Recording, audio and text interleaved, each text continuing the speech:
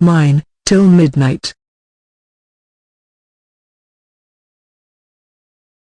Chapter 1. London 1848. Autumn. Finding one person in a city of nearly 2 million was a formidable task. It helped if that person's behavior was predictable and he could usually be found in a tavern or gin shop. Still, it wouldn't be easy.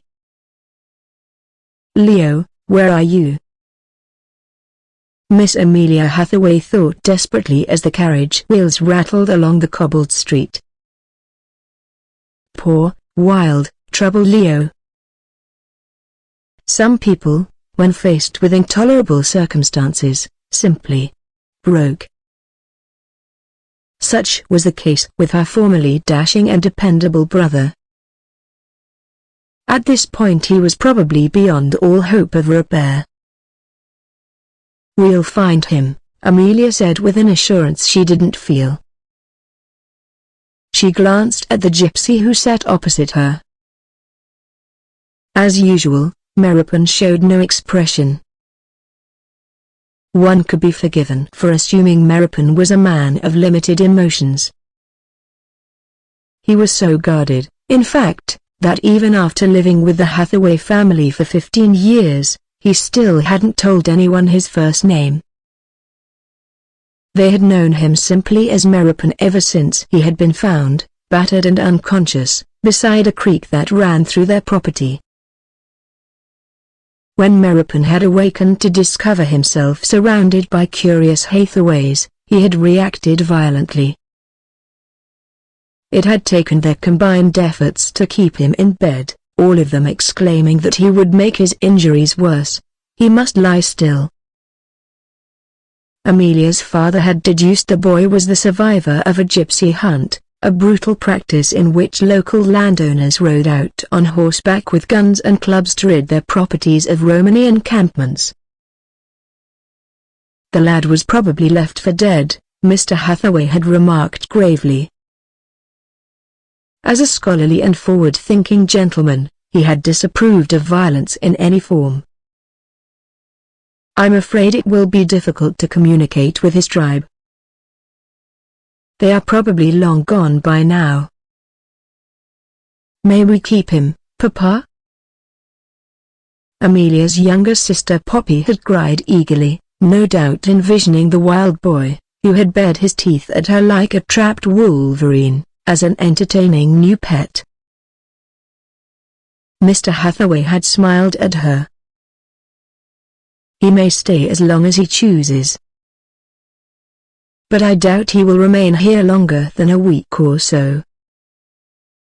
Romany gypsies are the Rom, they call Themselves are a nomadic people. They dislike staying under one roof too long. It makes them feel imprisoned." However, Meropen had stayed. He had started out as a small and rather slight lad. But with proper care and regular meals, he had grown at a near alarming rate into a man of robust and powerful proportions. It was difficult to say exactly what Meropen was, not quite a family member, not a servant. Although he worked in various capacities for the Hathaways, acting as a driver and jack of all trades, he also ate at the family table whenever he chose, and occupied a bedroom in the main part of the cottage. Now that Leo had gone missing and was possibly in danger, there was no question that Meropen would help find him. It was hardly proper for Amelia to go unaccompanied in the presence of a man like Meropen.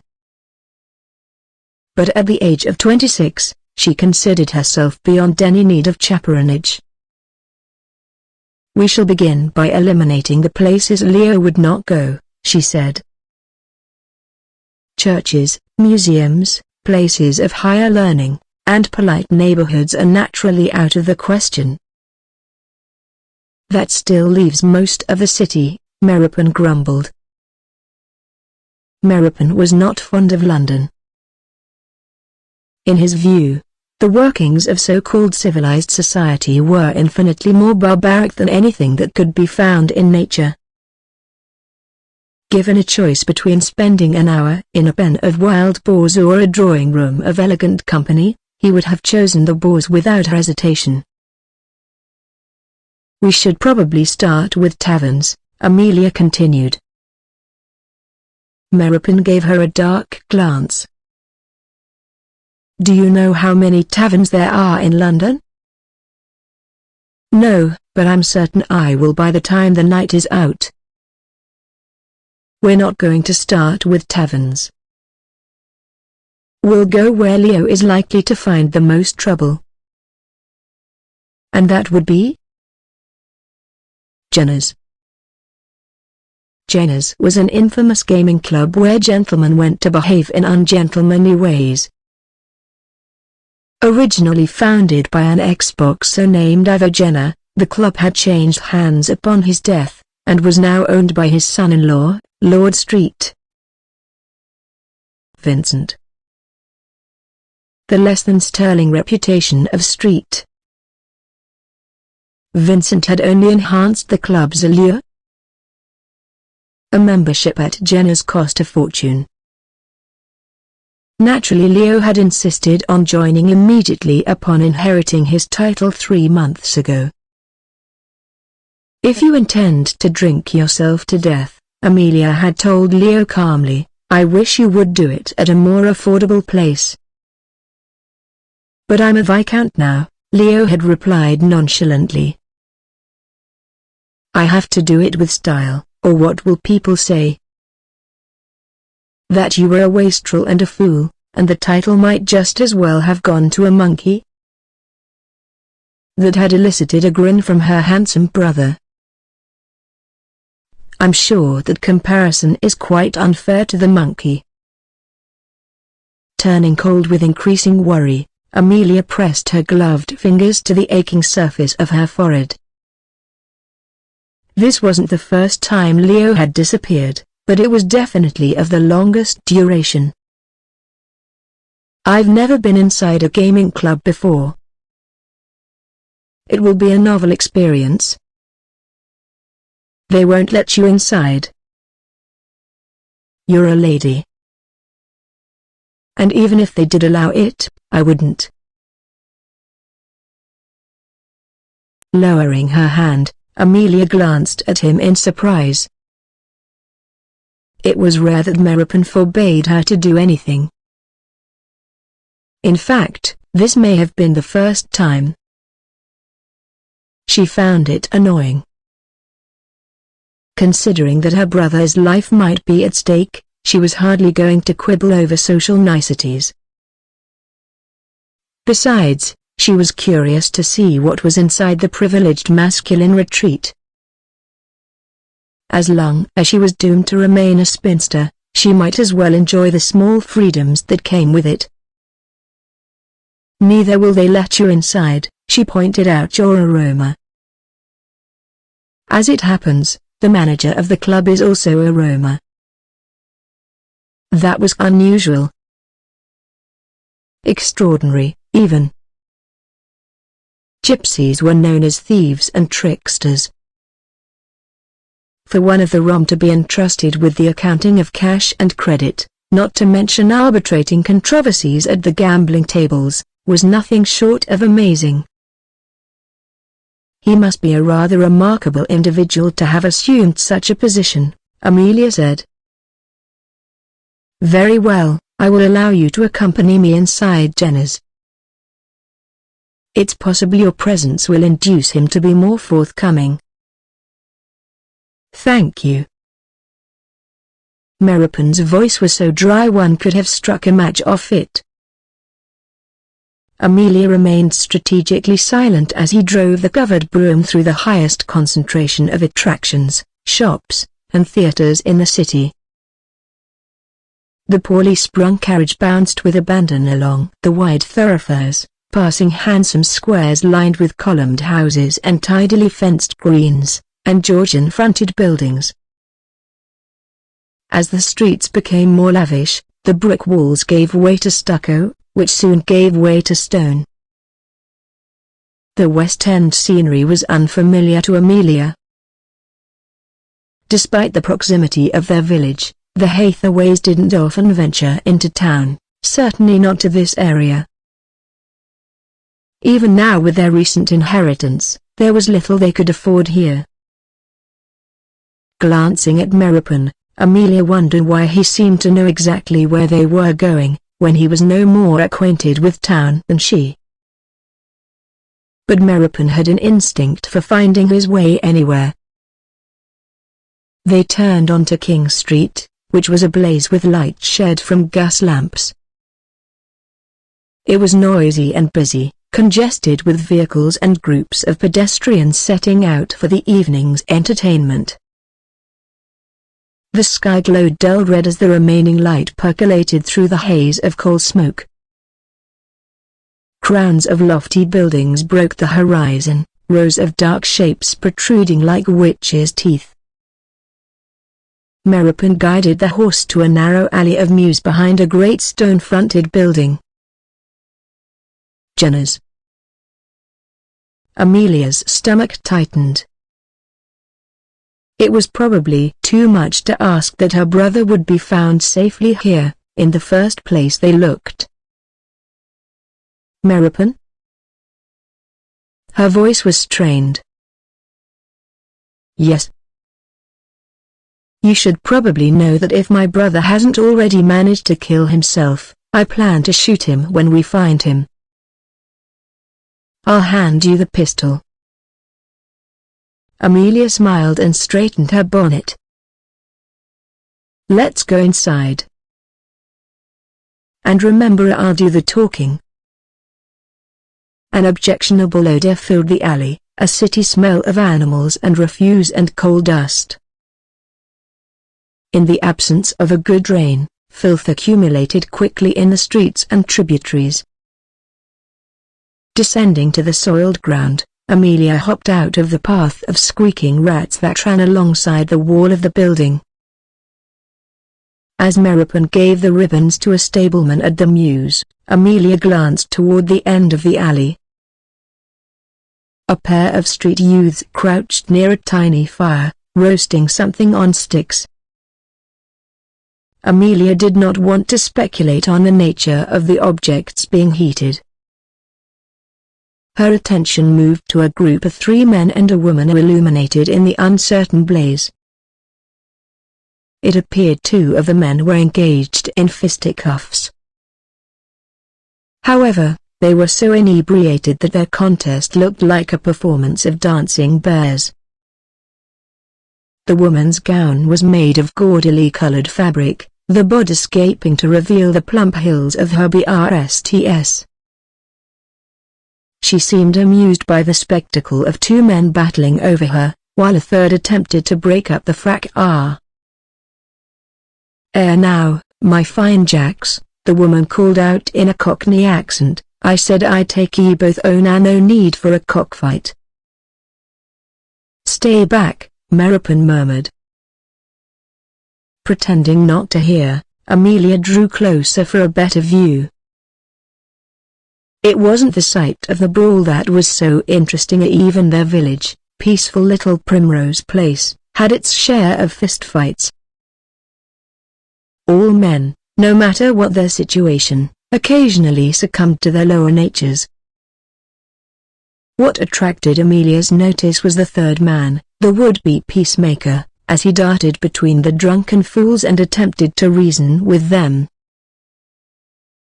He was every bit as well dressed as the gentleman on either side, but it was obvious this man was no gentleman. He was black-haired and swarthy and exotic. And he moved with the swift grace of a cat, easily avoiding the swipes and lunges of his opponents. "My lords," he was saying in a reasonable tone, sounding relaxed even as he blocked a heavy fist with his forearm. "I'm afraid you'll both have to stop this now, or I'll be forced to." He broke off and dodged to the side just as the man behind him leapt. The prostitute cackled at the sight. "They got you on the op tonight, Rowan," she exclaimed. Dodging back into the fray, Rowan attempted to break it up once more. "My lords, surely you must know," he ducked beneath the swift arc of a fist. "That violence?" He blocked a right hook. "Never solves anything." "Bugger you," one of the men said, and butted forward like a deranged goat. Rowan stepped aside and allowed him to charge straight into the side of the building. The attacker collapsed with a groan and lay gasping on the ground. His opponent's reaction was singularly ungrateful. Instead of thanking the dark-haired man for putting a stop to the fight, he growled, "Curse you for interfering, Rowan." I would have knocked the stuffing from him. He charged forth with his fists churning like windmill blades. Rowan evaded a left cross and deftly flipped him to the ground. He stood over the prone figure, blotting his forehead with his sleeve. "Had enough?" he asked pleasantly. "Yes." "Good. Please allow me to help you to your feet, my lord." As Rowan pulled the man upward, he glanced toward the threshold of a door that led into the club, where a club employee waited. "Dawson, escort Lord Latimer to his carriage out front." "I'll take Lord Selway." "No need," said the aristocrat who had just struggled to his feet, sounding winded. "I can walk to my own bloody carriage." Tugging his clothes back into place over his bulky form, he threw the dark-haired man an anxious glance. "Rowan, I will have your word on something." "Yes, my lord." "If word of this gets out, or if Lady Selway should discover that I was fighting over the favors of a fallen woman, my life won't be worth a farthing." Rowan replied with reassuring calm. "She'll never know, my lord." "She knows everything," Selway said. "She's in league with the devil. If you are ever questioned about this minor altercation, it was caused by a particularly vicious game of whist," came the bland reply. "Yes. Yes. Good man." Selway patted the younger man on the shoulder. "And to put a seal on your silence?" He reached a beefy hand inside his waistcoat and extracted a small bag. "No, my lord." Rowan stepped back with a firm shake of his head, his shiny black hair flying with the movement and settling back into place. "There's no price for my silence." "Take it," the aristocrat insisted. "I can't, my lord." "It's yours." The bag of coins was tossed to the ground, landing at Rowan's feet with a metallic thud. "There. Whether you choose to leave it lying on the street or not is entirely your choice." As the gentleman left, Rowan stared at the bag as if it were a dead rodent. "I don't want it," he muttered to no one in particular. "I'll take it," the prostitute said, sauntering over to him. She scooped up the bag and tested its heft in her palm. A taunting grin split her face. "Gosh, I've never seen a gypsy what's afraid o' blunt." "I'm not afraid of it," Rowan said sourly. "I just don't need it." Sighing, he rubbed the back of his neck with one hand. She laughed at him and slid an openly appreciative glance over his lean form. "I hates to take something for nothing. Care for a little knock in the alley before I goes back to Bradshaw's?" "I appreciate the offer," he said politely, "but no." She hitched a shoulder in a playful half shrug. "Less work for me, then. Good evening." Rowan responded with a short nod, seeming to contemplate a spot on the ground with undue concentration.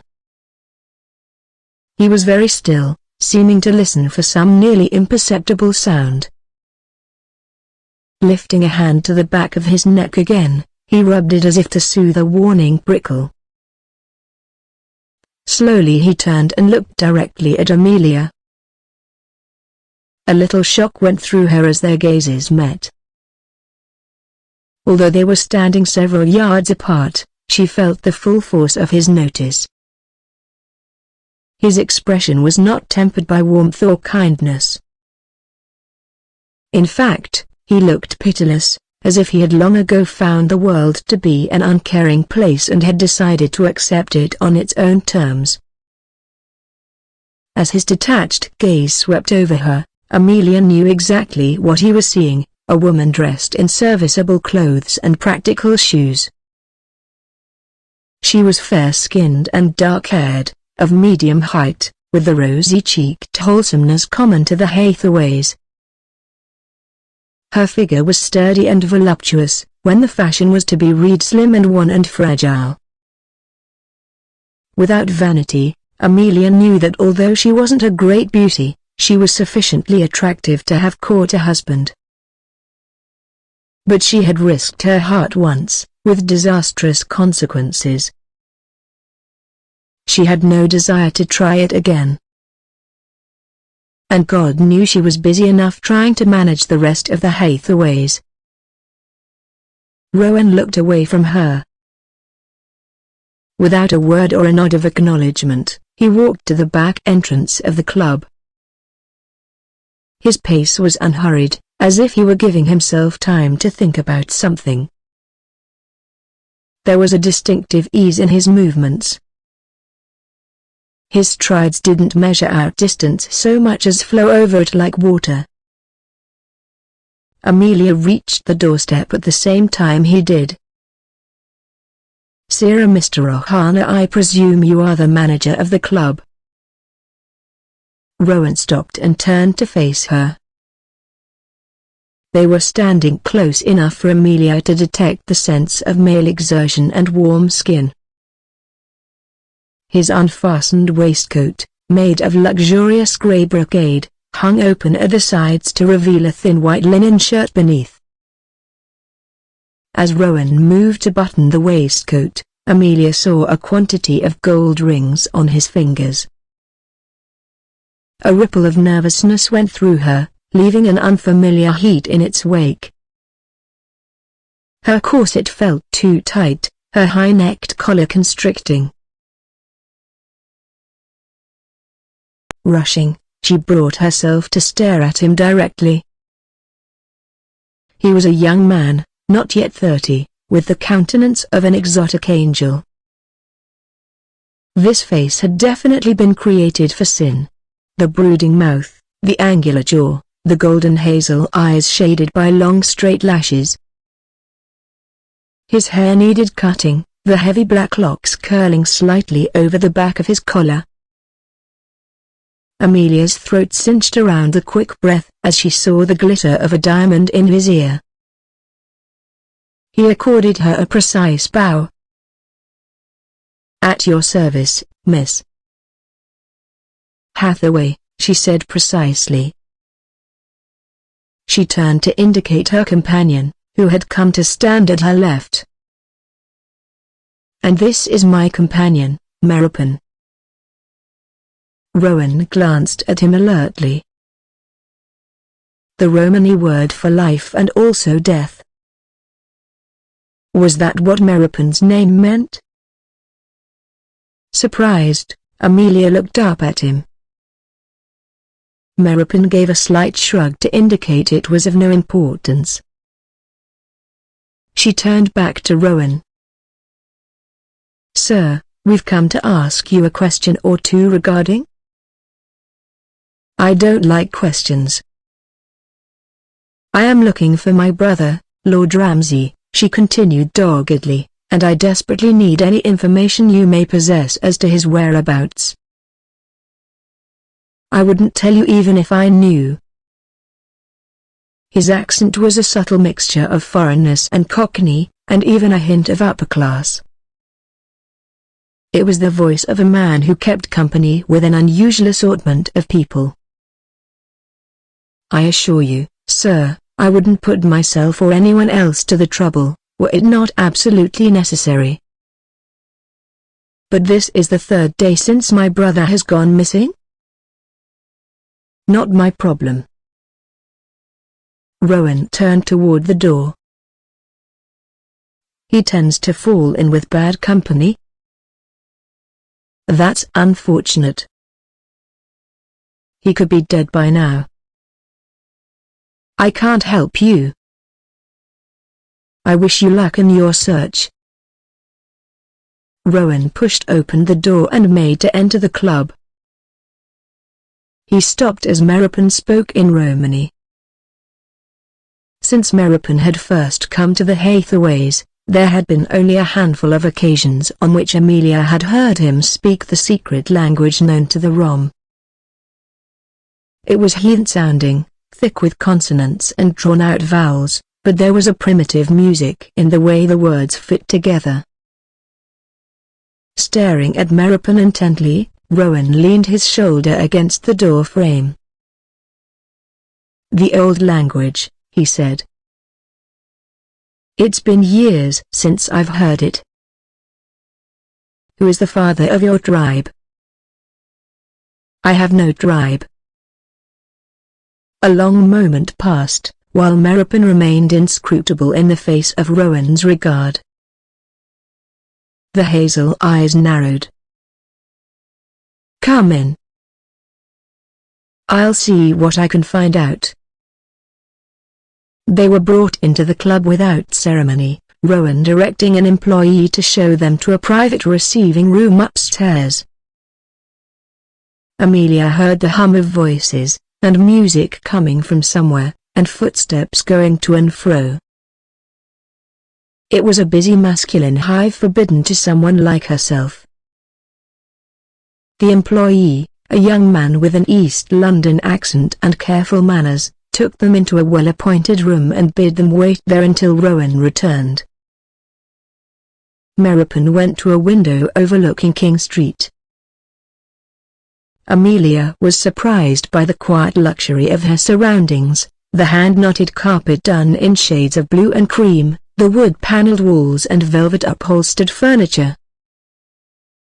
"Quite tasteful," she commented, removing her bonnet and setting it on a small claw-footed mahogany table. "For some reason I had expected something a bit, well, tawdry. Jenner's is a cut above the typical establishment. It masquerades as a gentleman's club, when its real purpose is to provide the largest hazard bank in London." Amelia went to a built-in bookshelf and inspected the volumes as she asked idly, "Why is it, do you think, that Mr. Rowan was reluctant to take money from Lord Selway?" Meropen cast a sardonic glance over his shoulder. "You know how the Rom feel about material possessions." "Yes, I know your people don't like to be encumbered. But from what I've seen, Rommers are hardly reluctant to accept a few coins in return for a service. It's more than not wanting to be encumbered." "For a chill to be in this position?" "What's a chill?" "A son of the Rom." "For a chill to wear such fine clothes, to stay under one roof so long, to reap such financial bounty. It's shameful. Embarrassing. Contrary to his nature." He was so stern and certain of himself, Amelia couldn't resist teasing him a little. "And what's your excuse, Meropen? You've stayed under the Hathaway roof for an awfully long time." "That's different. For one thing, there's no profit in living with you." Amelia laughed. For another. Meropen's voice softened. "I owe my life to your family." Amelia felt a surge of affection as she stared at his unyielding profile. "What a spoilsport," she said gently. "I try to mock you, and you ruin the moment with sincerity.